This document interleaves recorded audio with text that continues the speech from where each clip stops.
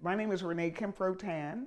I'm an urban designer and also master planner. For me, coming to this place was, fairly significant. I'm from DC. And each time I went deeper and deeper into the South, I got confronted by this culture and also by this history, Africatown. I didn't even know it existed. Africatown is extremely significant because it is the only African settlement built in America by Africans. All of the other black settlements, all of the other black chartered towns, all of the other black exodusters were built by Africans born in America. I have been in the great state of Alabama now for 10 plus years, and here I have a vernacular that is within driving distance, and I never heard about it. Right now we're in what I would call the heart of Africatown, in the northern section of Mobile, Alabama. I'm a retired Marine Major, Joe Womack, Africatown native. There are descendants in Africatown today that are directly bloodline related to those same 110 Africans that got off of that boat, Clotilda, in 1860.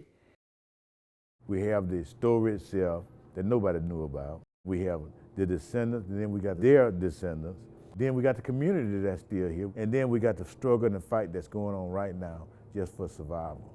These people know that history, and you have these blood memories that are coming through these elders. And until that boat was found, the Clotilda, in 2019, there were so many denials among the dominant culture that the boat even existed in the first place.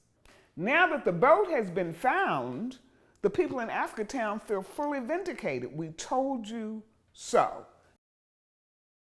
Now we have another kind of question. Who's going to own the story? It does make a difference now if a slave ship that is found is told through the story of the blood memory of people that suffered on that boat versus the kinds of stories that come from curators that see the boat as just a fine American artifact. Now, this is an interesting twist here about the boat.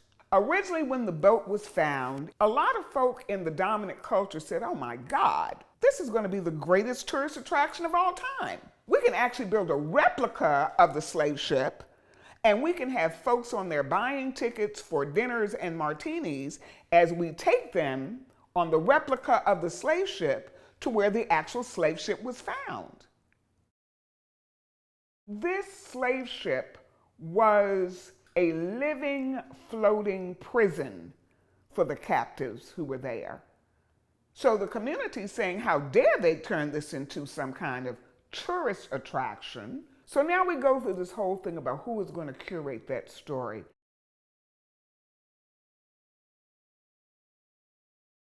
I want the world to know what we have here.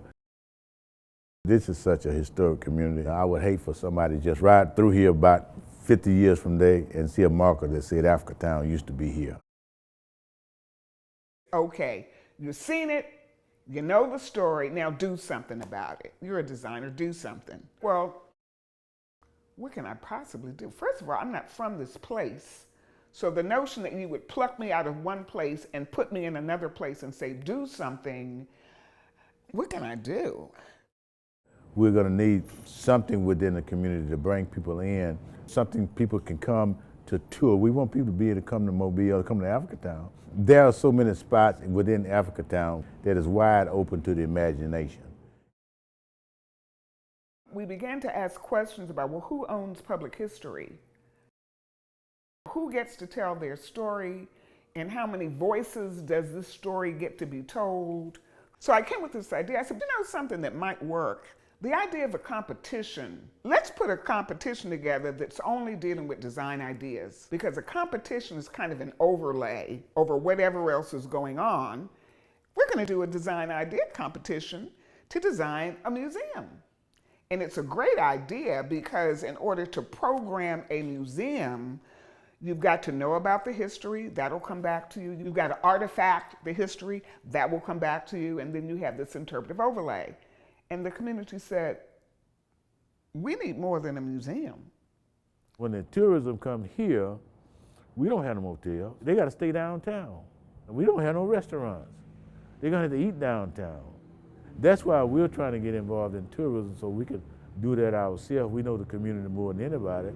When you look at the land right now, you have sections owned by residents, but then around those sections, the land is owned by businesses that have managed to move into the area. With the industry, it just pollutes the heck out of everything. And pollution is just simply another word for poisoning. It gets to you slowly, and that's what happened over the years. We accidentally stumbled in on a community-led movement. Those people in Africatown have been fighting for generations about land use and zoning and funding. They need to do something positive for the community on their land. Do something positive for the community instead of fighting against the community. Those things hinder the ability of the residents, and especially communities of color, from obtaining wealth and passing that wealth on to your generation, next generation. If I had a magic wand, I would just wave it and have them give the land to the community and then get out of the way. All the land within the boundaries of the community. As they say in the South, land is more valuable than money. So this notion of the competition also serving a very profound role in engaging the descendant community in all kinds of activity that began to inform the competition is what allowed the competition to grow from this I've got a great idea museum into literally 16 venues that the community said they wanted. We decided to just play in the realm of design ideas. Certainly I, as a visitor to this unknown place, we don't own anything, we're design ideas. And what that means is that when all the ideas come in, we can give you and the community a catalog of a whole bunch of possibilities, and you guys could actually build something. I organized the competition into 4 main sites, and each of the sites have sub-venues attached to them. All of these 16 places can be connected by both land and water, which now becomes a totally immersive tourist experience. The Africatown Cultural Mile. All of these architectonics that are combined because of, thematic directives that are implied in how the competition was programmed. We're hoping that this cultural heritage tourism that has developed over the last 4 or 5 years is not gonna diminish, but it's just gonna keep climbing. The competition started Juneteenth, 2021. It will run until Juneteenth, 2022. So we are totally thrilled at what could happen. We want you to communicate the Africatown story on to others. It's a hell of a story. Pass it on. It really does have and should have long-term implications that could help the community.